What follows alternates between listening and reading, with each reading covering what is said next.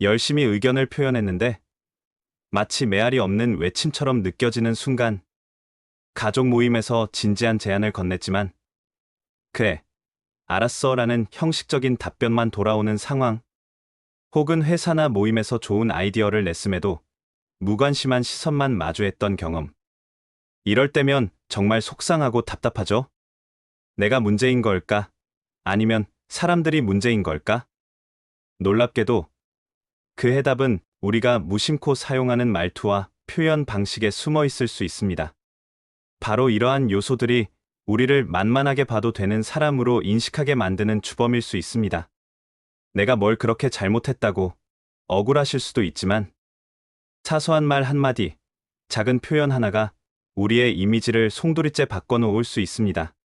사람들은 우리가 생각하는 것 이상으로 우리의 말투와 표현에서 많은 것을 읽어내고 판단합니다. 오늘 이 시간에는 다른 사람들이 나를 존중하지 않게 만드는 6가지 말하기 습관과 이를 현명하게 바꾸는 방법에 대해 알아보겠습니다. 이런 정보가 유익하다고 생각되신다면 지금 바로 인생설명서 채널을 구독하시고 알림 설정을 해주세요. 매주 여러분의 삶을 더욱 빛나게 해줄 소중한 영상을 공유하겠습니다. 자, 이제 본격적으로 시작해볼까요? 이 6가지 말하기 습관만 고쳐도 내일부터 달라지는 인간관계를 경험할 수 있습니다. 첫 번째, 너무 빠른 말투입니다. 지난주 한 마을회관에서 있었던 일입니다. 70대 김 어르신은 마을회의에서 새로운 문화 프로그램 도입을 제안하고 싶었습니다. 평소 말씀을 좀 빠르게 하시는 편인데 이날은 특히 더 긴장하신 탓에 말이 더욱 빨라졌습니다. 우리 마을회관에 어르신들을 위한 서예 교실을 열면 좋겠습니다. 젊은 강사님을 초빙해서 주 1회 정도 운영하면 취미생활도 즐기고 건강에도 도움이 될 것 같습니다. 하지만 마을 이장님은 김 어르신의 말씀을 끝까지 경청하지 않고 네, 알겠습니다. 다음 안건으로 넘어가죠라고 하셨습니다. 김 어르신의 소중한 의견이 그냥 묻혀버린 거죠. 왜 이런 상황이 발생했을까요? 말을 빠르게 하면 부정적인 인상을 줄 수 있습니다. 마치 내 말을 빨리 끝내야 사람들이 지루해하지 않겠지? 라고 생각하는 것처럼 비춰집니다. 상대방은 이분은 자기 의견에 확신이 없으신가? 라고 생각하게 됩니다. 우리 주변에 존경받는 어른들을 떠올려 보세요. 대부분 차분하고 또렷하게 말씀하시죠. 빠른 말투는 충분한 생각 없이 즉흥적으로 말한다는 인상을 줍니다. 흥분해서 말이 쏟아져 나오는 듯한 느낌을 줍니다. 감정에 휘둘리는 사람의 말은 이성적이지 않다고 여겨지기 쉽습니다. 그렇다면 어떻게 개선할 수 있을까요? 말하기 전 심호흡을 한번 크게 하고 천천히 내쉬면서 첫 문장을 시작해 보세요. 목소리가 한결 안정되고 차분해집니다. 문장과 문장 사이에 잠깐씩 멈추는 연습을 하세요. 예를 들어, 우리 마을회관에 새로운 서예 교실을 열면 좋겠습니다. 젊은 강사님을 초빙해서 주 1회 정도 운영하면 취미 생활도 즐기고 건강에도 도움이 될 것 같습니다. 이렇게 하면 상대방이 내용을 더 잘 이해하고 기억하게 됩니다. 스마트폰으로 자신의 말하는 모습을 녹음해서 들어보세요. 생각보다 자신이 빠르게 말하고 있다는 것을 깨닫게 될 겁니다. 조선시대 대학자 퇴계 이황 선생은 말을 신중히 하라. 급하면 실수가 따르고 느리면 진심이 담긴다라고 하셨습니다. 참으로 깊은 통찰력이 담긴 말씀이죠. 저 역시 과거에는 말을 너무 빨리 해서 가족들이 제 의견을 잘 경청하지 않았습니다. 그래서 2개월 동안 매일 10분씩 천천히 말하는 연습을 했습니다. 처음에는 어색했지만 꾸준히 노력하니 자연스러워졌고 이제는 가족 모임에서도 제 말에 귀 기울여 줍니다. 여러분도 오늘부터 천천히 말하는 연습을 시작해 보세요. 완전히 습관으로 만들기까지 약 2~3개월 정도 걸린다고 생각하시고 꾸준히 연습하시면 반드시 변화를 경험하실 겁니다. 두 번째, 지나친 자기 겸손입니다. 60대 박 여사님은 지역 봉사단체에서 직접 만든 맛있는 겉절이를 가져왔습니다. 다른 봉사자들이 박 여사님, 겉절이가 정말 맛있네요. 비법이 뭐예요? 라고 칭찬하자 박 여사님은 이렇게 답했습니다. 아니에요. 별로 맛없어요. 옆 동네 최 여사님이 만드시는 게 훨씬 맛있죠? 저는 아직 멀었어요. 그냥 재료가 좋았던 것 같아요. 그 후 박 여사님의 겉절이는 더 이상 화제가 되지 않았고 다음 봉사 활동에서는 다른 분의 음식이 더 주목받았습니다. 우리 사회는 겸손을 미덕으로 여기지만 지나치게 자신을 낮추는 것은 오히려 역효과를 낼 수 있습니다. 공자님은 자신을 낮추되 지나침이 없게 하라고 하셨습니다. 겸손은 좋지만 과하면 오히려 독이 된다는 의미입니다. 제가 아는 어떤 할머님은 솜씨 좋은 요리사입니다. 예전에는 칭찬을 받으면 아니에요. 별거 아니에요 라고 손사래를 치셨지만 제가 이 내용을 말씀드린 후 감사합니다. 정성껏 준비했습니다 라고 대답하기 시작했습니다. 그러자 놀랍게도 이웃들이 할머님께 요리 비법을 묻기 시작했고 지금은 동네에서 요리 선생님으로 존경받고 계십니다. 자신의 가치를 인정하니 다른 사람들도 그 가치를 알아본 것이죠. 여러분도 오늘부터 칭찬을 받을 때 자신을 지나치게 낮추지 말고 자신의 노력과 가치를 인정하는 연습을 해보세요. 처음에는 어색할 수 있지만 한 달 정도만 꾸준히 실천하면 자연스러워지고 주변 사람들도 여러분을 더욱 존중하게 될 것입니다. 세 번째, 과도한 말하기입니다. 65세 이 선생님은 매달 동창회에 참석합니다.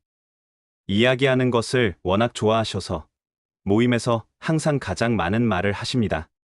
지난번 모임에서는 무려 20분 동안 자신의 해외여행 경험을 쉬지 않고 이야기하셨습니다. 처음에는 다들 흥미롭게 들었지만 시간이 지날수록 친구들은 하품을 하거나 휴대폰을 만지작거리기 시작했습니다.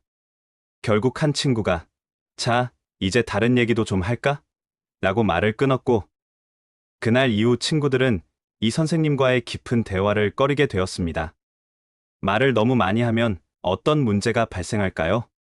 중요한 메시지가 수많은 말 속에 파묻혀 결국 아무것도 전달되지 않습니다. 나달은 익을수록 고개를 숙이고 사람은 배울수록 말을 아낀다라는 속담처럼 지혜로운 사람은 꼭 필요한 말만 합니다. 지나친 설명은 오히려 자신감이 부족해 보입니다. 마치 내 말에 설득력이 부족하니 더 많이 말해야 해라고 생각하는 것처럼 느껴집니다. 상대방은 왜 이렇게 변명을 많이 하는 거지? 라고 생각할 수 있습니다. 사람의 집중력은 한계가 있습니다. 쉬지 않고 말을 이어가면 상대방은 점점 흥미를 잃게 됩니다.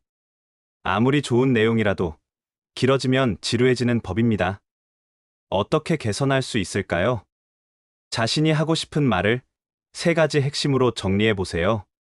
내가 정말 전달하고 싶은 핵심은 무엇인가? 이렇게 생각하면 불필요한 군더더기를 덜어낼 수 있습니다. 대화는 탁구와 같습니다.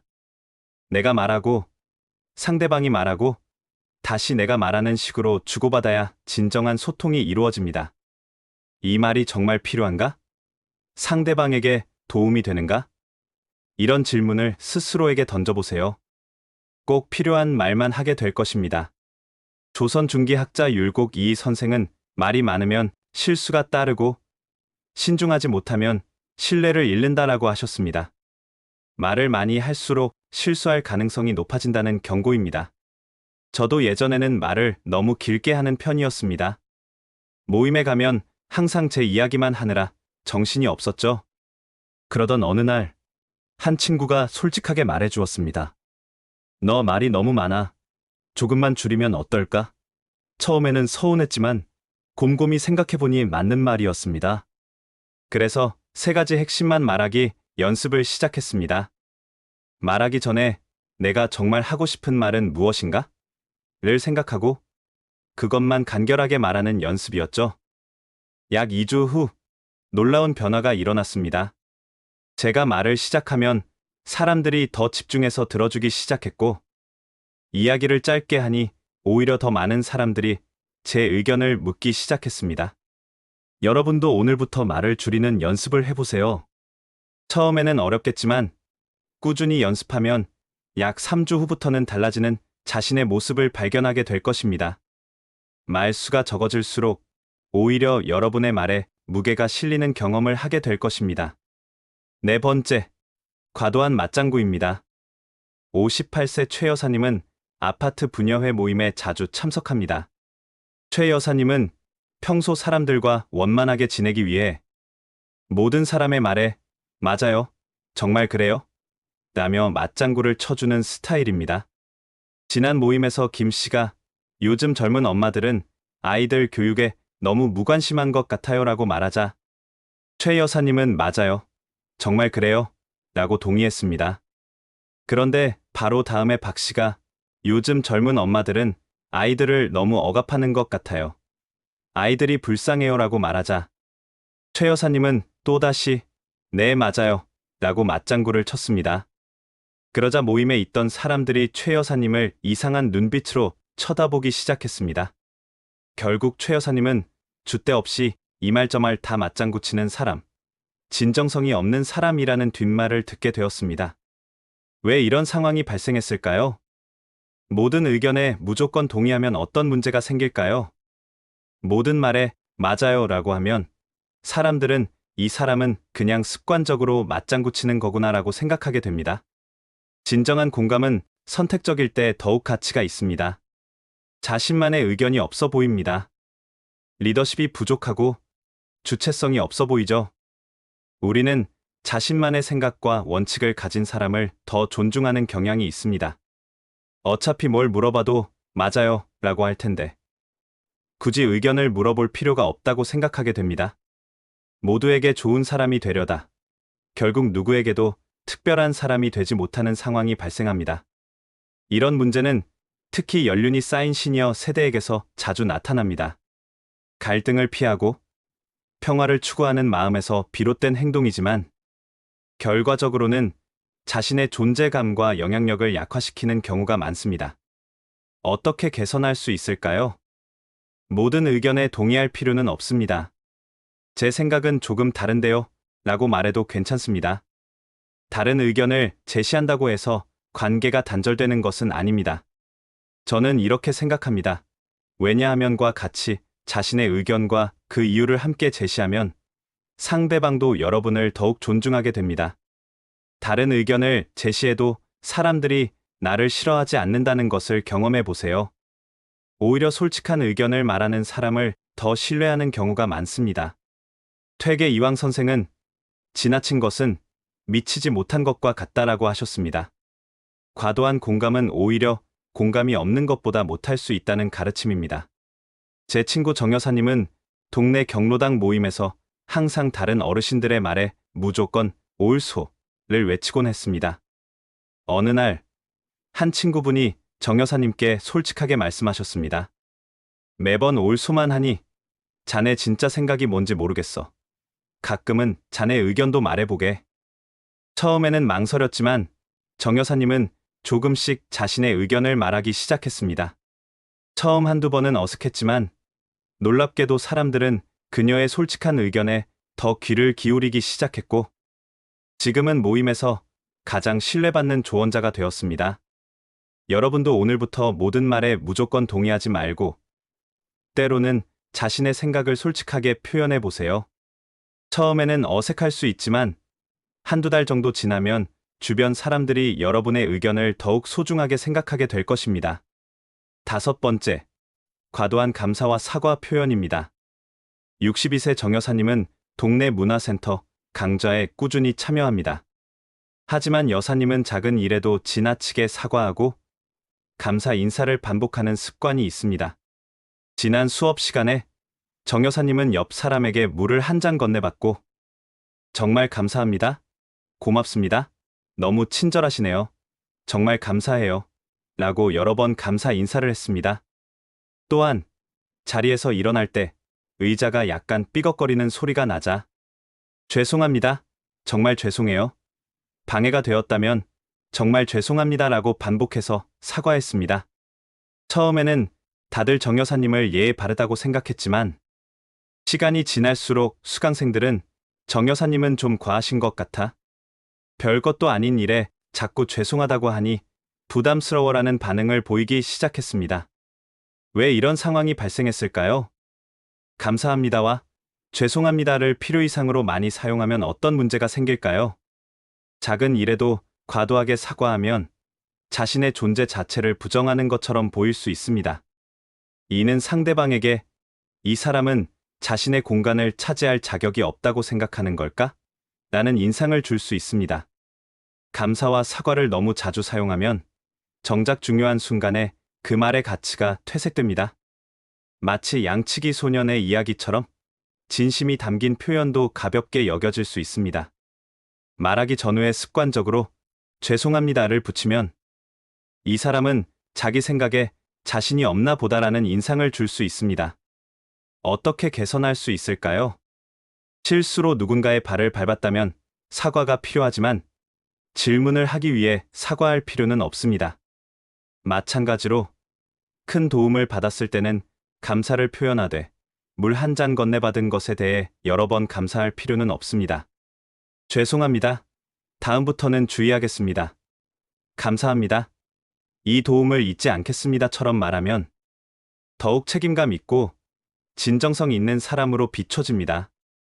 목소리 톤을 조금 높이고 시선을 맞추며 천천히 또렷하게 말하는 것만으로도 훨씬 더 당당해 보일 수 있습니다. 논어에는 진심에서 우러나오지 않는 예의는 형식에 불과하다라는 구절이 있습니다.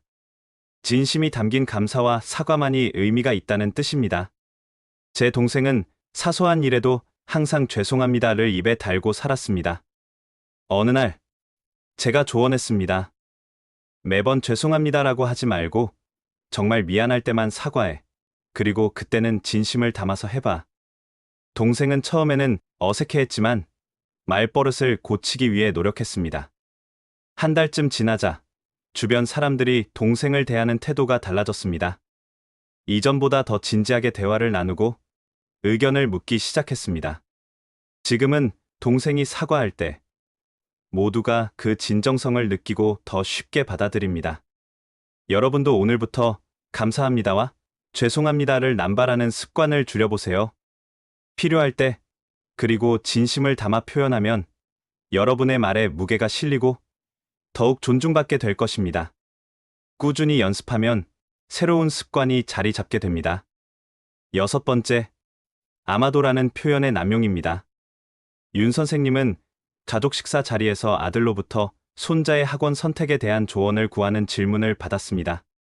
아버지, 민준이가 수학학원이랑 영어학원 중에 어디를 다니는 게 좋을까요? 윤 선생님은 이렇게 대답했습니다. 글쎄, 아마도 수학이 좋을 것 같긴 한데 아마 영어도 괜찮을 것 같고 하지만 아마 수학이 기초를 다지는 데 도움이 될 거야. 아니, 아마도 둘 다 보내는 게 좋을 수도 있겠네. 아들은 아버지의 애매모호한 답변에 고개를 갸우뚱하더니 결국 다른 가족 구성원에게 조언을 구했습니다.